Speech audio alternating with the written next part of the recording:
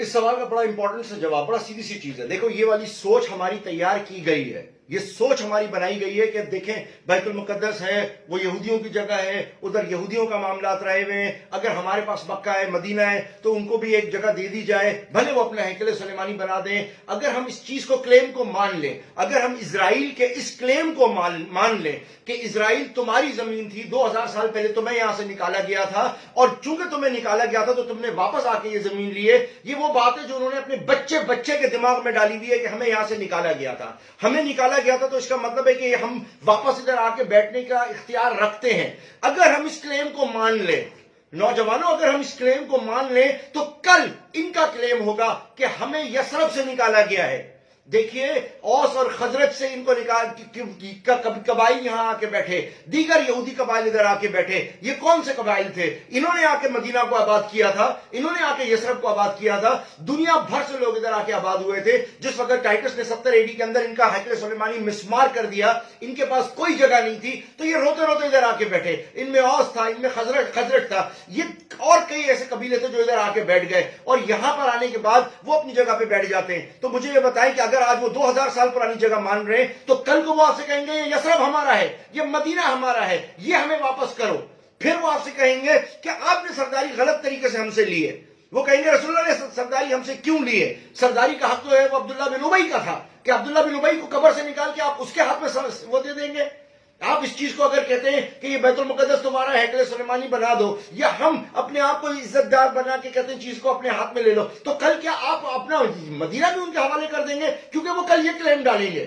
اس کے بعد وہ کہیں گے کہ یہ سرداری رسول اللہ صلی اللہ علیہ وسلم کو غلط دی گئی ہے, ہمارے کو سرداری کا حق تھا, ہمارا تھا. عبداللہ بن ابی کو سردار بنایا جا رہا تھا, اس کے اوپر تاج پوشی ہونے والی تھی جس وقت آپ صلی اللہ علیہ وسلم آئے, اور تمام قبائل نے آپ صلی اللہ علیہ وسلم کے ہاتھ میں بیعت کر لی, اور آپ سارے یہودیوں نے آپ صلی اللہ علیہ وسلم کو مان لیا. تو پھر اس دن سے عبداللہ بن ابی جو ہے وہ اندر سے جلتا تھا. یہی تو تھا عبداللہ بن ابی جس نے حضرت عائشہ کے اوپر الزام لگایا, یہی تو تھا جس نے آپ صلی اللہ علیہ وسلم کو کھانے میں زہر دیا, یہی تو وہ سارے لوگ تھے.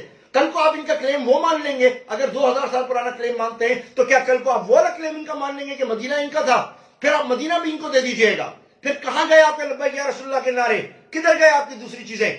پھر کل وہ آپ سے یہ کہیں گے کہ جی یہ مدینہ بھی ہمارا ہو گیا, پرسوں وہ کہیں گے کہ سارے کلیمز کو ختم کرو, جی سارے کلیمز کو ختم کرو, اصل اللہ کے چہیتے ہم ہیں اللہ کے بندے, ہم ہیں اللہ کے بیٹے. جو چاہت جو اللہ تعالیٰ نے ان کو دیا تھا حضرت موسیٰ کے لوگوں کو, ان یہودیوں کو ان کے دماغ میں وہ خناس بھرا ہوا ہے. پھر آپ سورہ بقرہ کو کدھر لے کے جائیں گے جدھر سورہ بقرہ نے ان کو نکال کے باہر کھڑا کر دیا؟ کدھر لے کے جائیں گے آپ سورہ بقرہ کو جس میں چارج شیٹ ان کے اوپر پیش کی گئی, جہاں ان کو ظالم ڈکلیئر کیا گیا؟ کدھر لے کے جاؤ گے آپ ان سب چیزوں کو؟ آپ کیسے ان کلیمز کو مان سکتے ہو؟ تو بھائی آپ یہ باتیں اپنے ذہن میں رکھو. دوسری بات ایک اپنے ذہن میں آپ رکھ لو, اگر آپ یہ سمجھتے ہو کہ اللہ کو دین کو بچانے کی ذمہ داری پاکستان کی ہے, ترکی کی ہے, ملیشیا کی ہے, یا سعودی عرب کی ہے, یہ آپ کا خام خیالی ہے. اللہ کو کسی کی ضرورت نہیں ہے اپنے دین کے بچانے کے لیے.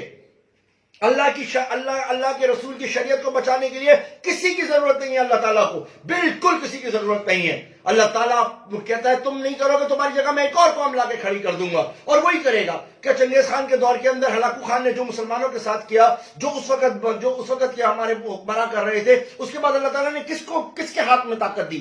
کن کو لا کے مسلمان کیا؟ اسی آدمی کو لا کے دی.